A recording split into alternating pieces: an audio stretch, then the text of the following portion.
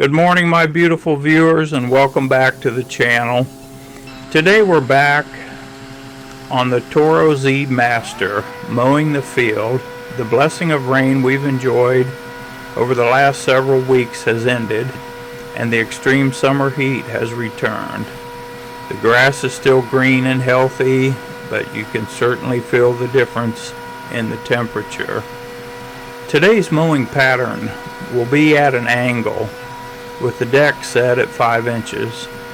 Changing mowing directions helps prevent ruts and tracking while encouraging the grass to stand upright.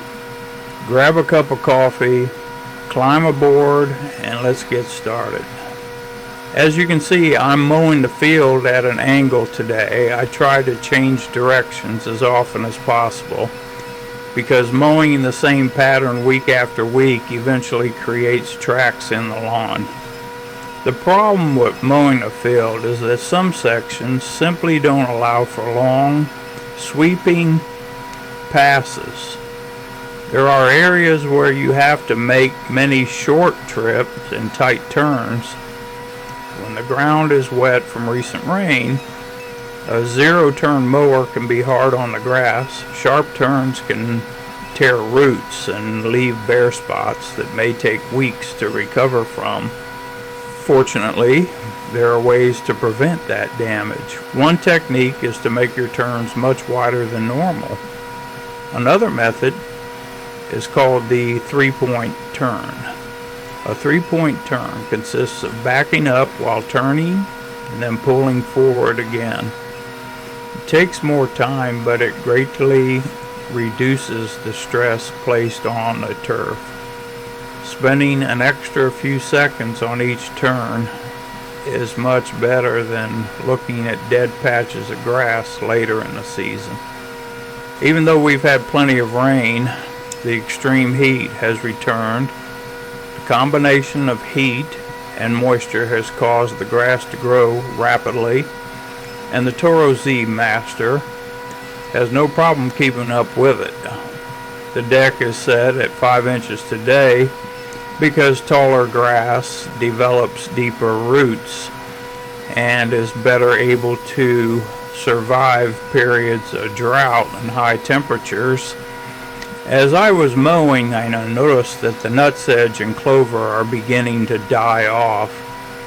A few videos ago, I mentioned my friend Bob spraying the property. He blanketed the entire yard, and it looks like the treatment is doing exactly what it was designed to do. It's always satisfying to see the results after putting in the time and effort. Let's switch gears for a few minutes and do some storytelling. We've talked many times on this channel about spending money wisely. One of the best ways to save money is simply to look for opportunities and listen to the conversations around you. Good deals often come from word of mouth. Sometimes a friend knows someone who is getting rid of materials, equipment, or supplies they no longer need. One thing I've practiced throughout my life is what many people call manifesting. Christians may simply call it prayer. In my opinion, both revolve around putting your thoughts and desires out into the universe with a positive attitude. The important part is maintaining a positive mindset. Negative thoughts often lead to negative results, while positive thoughts tend to lead to positive outcomes. Most of us have experienced something similar. Have you ever thought about someone you haven't talked to in years, only to have them call you a few days later? It's happened to me many times. Long before I understood the concept of manifesting, I was already doing it without realizing it. I would think about something I needed, a tool, a piece of equipment, or building materials, and somehow it would eventually appear. In the beginning, it might take weeks or months. Later in life, I started seeing results within days. My friends eventually gave me the nickname, "It Comes to You." Over the years, this mindset has helped me tremendously. Many of the materials I've used on this property were purchased at extremely low prices, or even given to me for free. I learned to keep my eyes open and never pass up an opportunity. Another way I gathered materials was by picking up items people had thrown away. It's amazing what people discard. I found lumber, hardware, metal, and construction supplies sitting beside the road or inside dumpsters at new housing developments. One of my favorite places to shop is Habitat for Humanity's Restore. You never know what you'll find. One day there may be doors, windows, cabinets, or stacks of lumber, and the next day there could be tools or building supplies.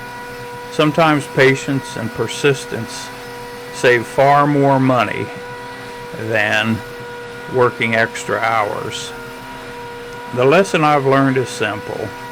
Stay positive, tell people what you're looking for, keep your eyes open, and opportunities will find you.